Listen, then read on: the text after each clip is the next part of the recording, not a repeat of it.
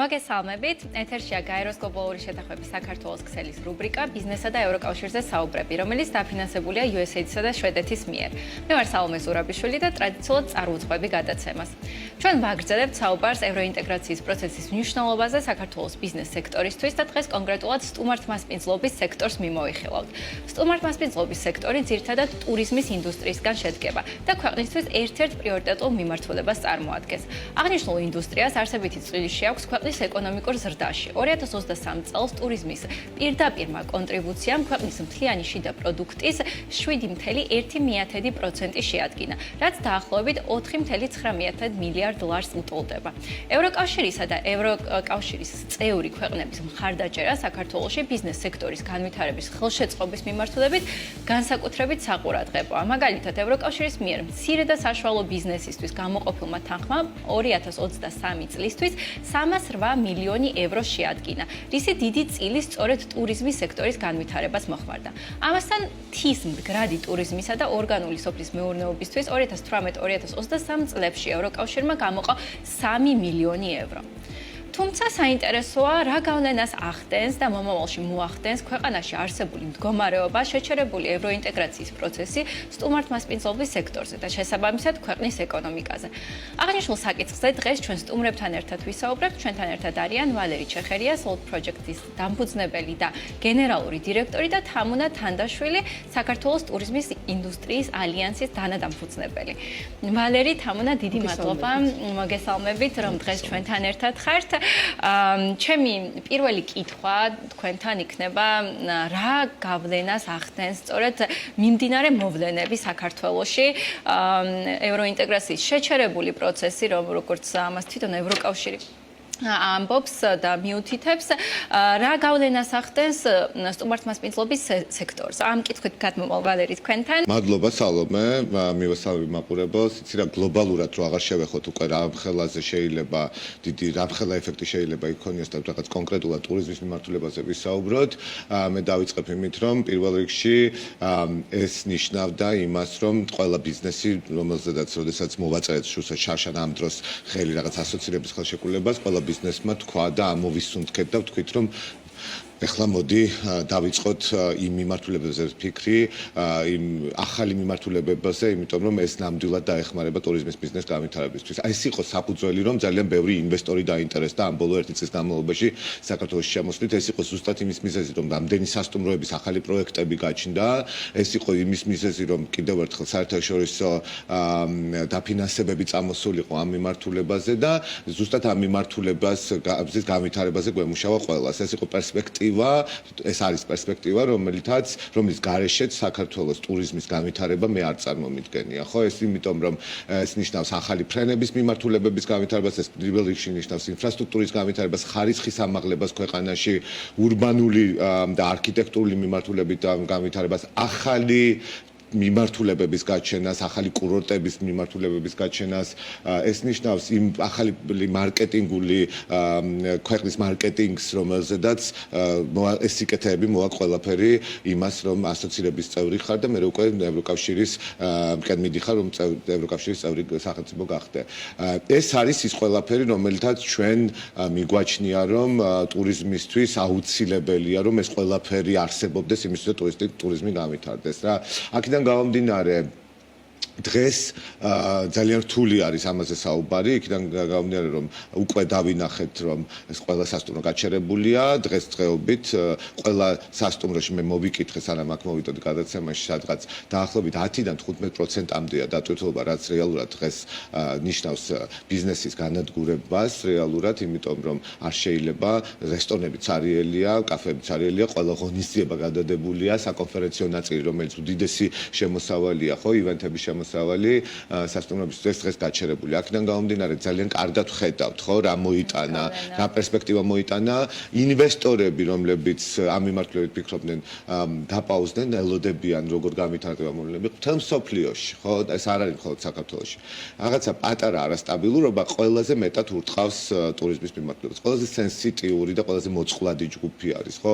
ჩვენ გავიარეთ უდიდესი დარტყმა, რაც იყო COVID პანდემია, ამიდან ღირს გამოვდიოდით, რაღაცა პირველ რაღაცა ფეხს ვიძგავდით, ესე ვთქვათ და უკვე მეორეჯერ ეს დარტყმა მოვიდა, არ ვიცი ამას ყველა ამის შედეგები ჯერ კიდევ მომავალში გამოჩნდება, იმიტომ რომ დღეს ვემზადებით სამთო სეზონისთვის, დღეს უნდა იყოს ბუმი ქვეყანაში, იმისთვის რომ უნდა იყოს ზუსტად განაწილებული სად რა ღონისძიება ტარდება, მე სპეციალურად მოვიკითხე და უმეტესი სახელმწიფო ღონისძიებები რეგიონალურ სასტუმროებში გაუქმებულია, ეს იყო ყველაზე ერთ-ერთი დიდი შემოსავალი და თან მეორე რაღაცაც ძალიან მნიშვნელოვანია რა, ისევე როგორც სახელმწიფოშიც, სასტუმროშიც და ყველა ბიზნესშიც ესეა, ხო? ჩვენ რეალურად ვემზადებით ხოლმე ამ პერიოდში დაბალი სეზონისთვის. რა იანვარი, თებერვალი, მარტი ჩვენთვის დაბალი სეზონია, იმიტომ რომ წესით დეკემბრის მეორე ნახევრიდან უკვე ხალხი აღარ მოგზაურობს, მაინც ცდილობს რომ საშობას ევროპელები შობას შეხვდნენ თავიანთ სახლებში, ხო? ეს ის შესაძლებლობებია, როდესაც ჩვენ ბაგროვებთ ხოლმე თანხებს იმისათვის, რომ დაბალი სეზონი მერე კარგად გავიაროთ. ყველაზე აქტიური თვეები, რომლებიც იყოს ოქტომბერი, ნოემბერი, დეკემბერი, რეალურად ჩვენ ეს თვეები ძალიან დავკარგეთ.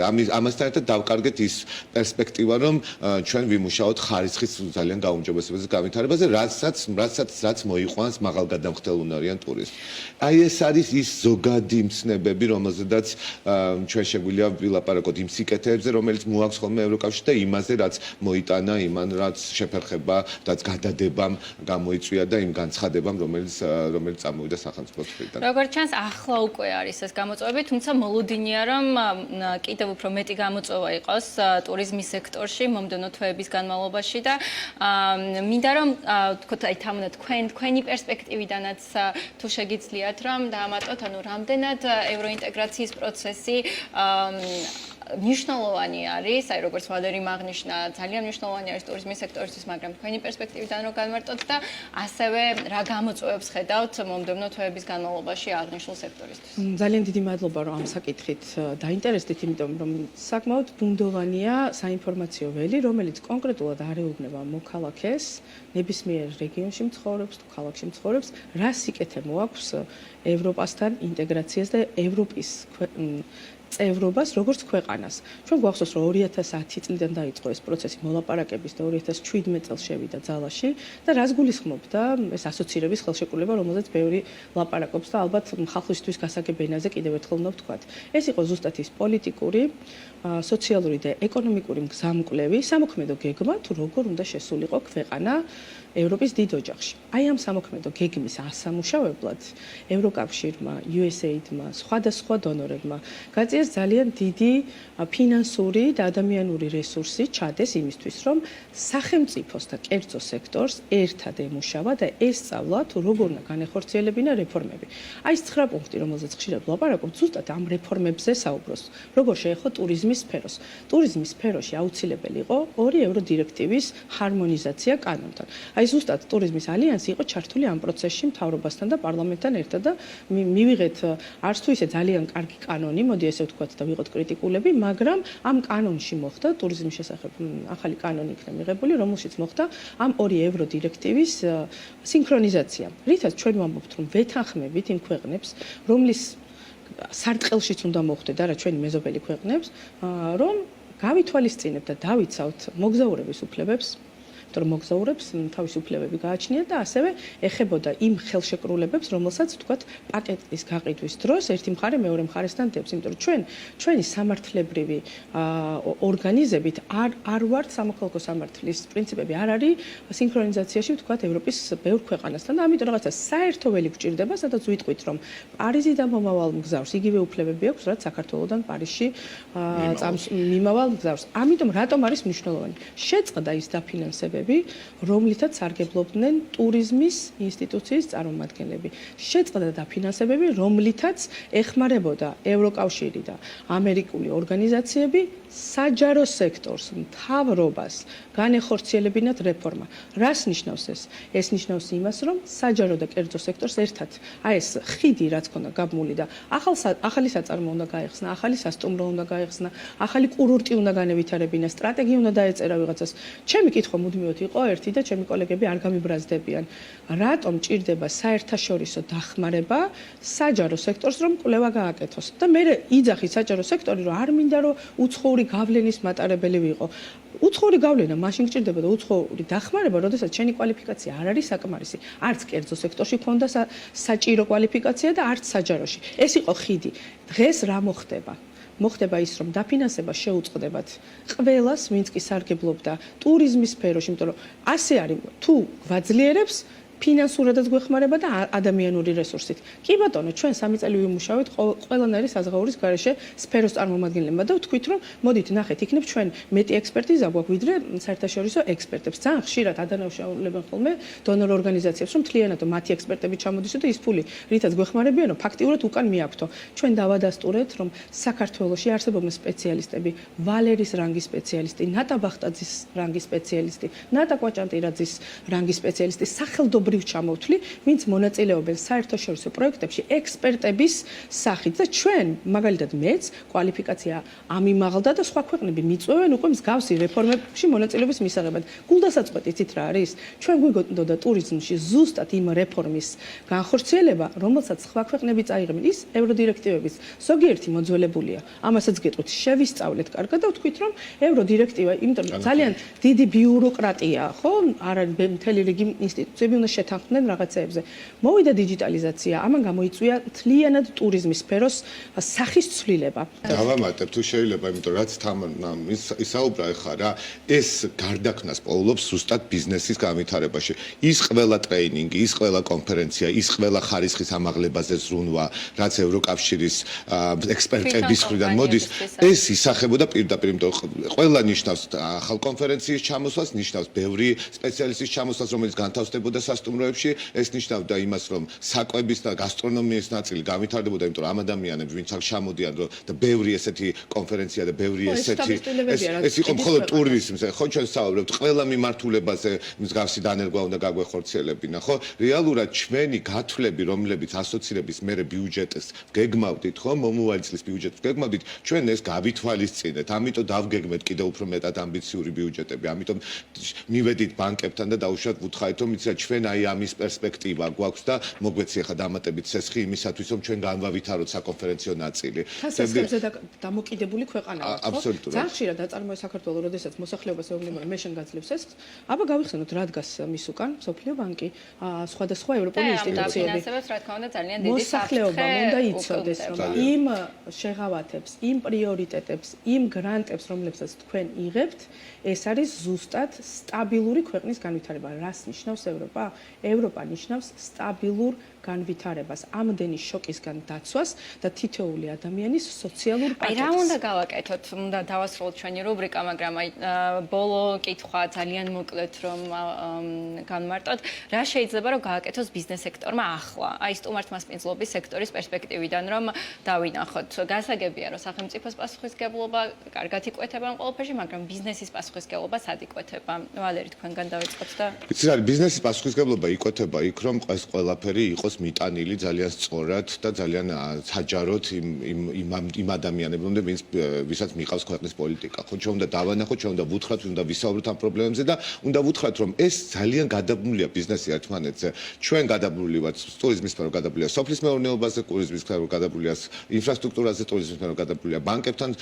ეს ყველაფერი ერთად ხმის ქვეყნის ეკონომიკას. აქედან გამომდინარე, ეს არ არის, არ შეიძლება რომ მხოლოდ მარტივად ეს უნდა დავანახოთ ყველა სფერომ, რომ ეს ნაბიჯები ანგრევს ქვეყნის ეკონომიკას, ეს ნაბიჯები წინ ვერ წაიყვანს და რაღაცა იზოლაციაში მოგვაქცევს და დავჩებით რაღაცა მარტო ჩამოშლილი ეკონომიკით ქვეყანა, რომელსაც ამას უკვე ვეღარ გაუძლებს. ხო, ჩვენი სახელმწიფო, ჩვენ გვახსოვს ჩვენი უახლოესი ისტორია, ჩვენ გვახსოვს კუპონების პერიოდი, ჩვენ გვახსოვს რუბლების პერიოდი, ეს გავიარეთ, ხო და მაშინაც ძალიან დიდი პერიოდი დაგვჭირდა, რომ რაღაცა ფეხზე ამ დღემდე მისულიყავით. ეს არის თითოეული ჩვენგანის, თითოეული იმ ბიზნესის ვალდებულება, რომ ამ თემებზე ვისაუბროთ, ამ თემებზე მივიტანოთ სახელმწიფოსთან და ვუთხრათ, რომ და საგანგაშო ზარები შემოკრათ იმისათვის, რომ ვუთხრათ, რომ არ გავანადგუროთ და უნდა ჩვენ ერთად მოვიფიქროთ ამ სიტუაციიდან გამოსავალი. თამუნა, თქვენ მე პირადად ვფიქრობ, რომ სიტუაცია, რომელიც შეიქმნა, ამის წინაპირობები იყო და ამის ნიშნები.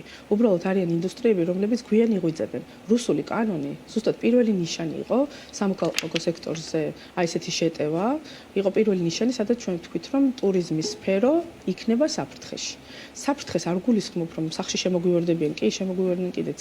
არც ეს არის ხა იშვიათი, მაგრამ ლაპარაკია იმაზე, რომ ტურიზმის პოლიტიკა, ეკონომიკის პოლიტიკა არის პოლიტიკის ნაწილი. სექტორმა არ უნდა დაიბრმაოს თვალი და არ უნდა თქვას, რომ ჩვენ არ ვქმნით პოლიტიკას. დიახ, თქვენ ქმნით პოლიტიკას, ქვეყნის იმიჯს, ეს ის ხალხია, რომელიც თავისი ყოველდღიური საქმიანობით ქვეყნის ცნობადობას ზრდის. პროტესტი არის ხმამაღალი, პროტესტი არის სამართლიანი და პირველ რიგში მინდა თქვენი ეთერითაც ვისარგებლო და დავაფიქსირო, რომ ქვეყანა სადაც ამდენი უკანონო და დაპატიმრებული ადამიანი ყავს, აქ ვლაპარაკობთ ტურიზმზე, ვლაპარაკობთ ადამიანის უფლებების დაცვაზე, დროულად გამოასწორეთ ის შეცდომები, რომელიც დაუშვით და კერძო სექტორი მზად არის დიალოგის პრინციპით დავილაპარაკოთ და საერთო გამოსავალი ვიპოვოთ. თუ კი ეს კარი ღიაა, ჯერ კიდევ ღიაა. მადლობა. დიდი მადლობა, თამონა ვალერი, ძალიან მნიშვნელოვანი იყო კონკრეტულად სტუმართმასპინძლობის სექტორის პოზიციის გაგება. ჩვენი გადაცემა კი დღეს ამით უნდა დავასრულოთ სამწუხაროდ, თუმცა გავაგრძელებთ რა თქმა უნდა სხვადასხვა სექტორის წარმომადგენლებთან სწორედ ამ თემაზე საუბარს, თუ რა გავლენა აქვს ზოგადად მიმდინარე მოვლენებს თითოეულ სექტორზე და რა გამოწვევები დგება დღის წესრიგში. ჩვენი გადაცემა ამით კი დღეს არის დასრულებული, ჩვენ მომდევნო კვირაში შეგხვდებით.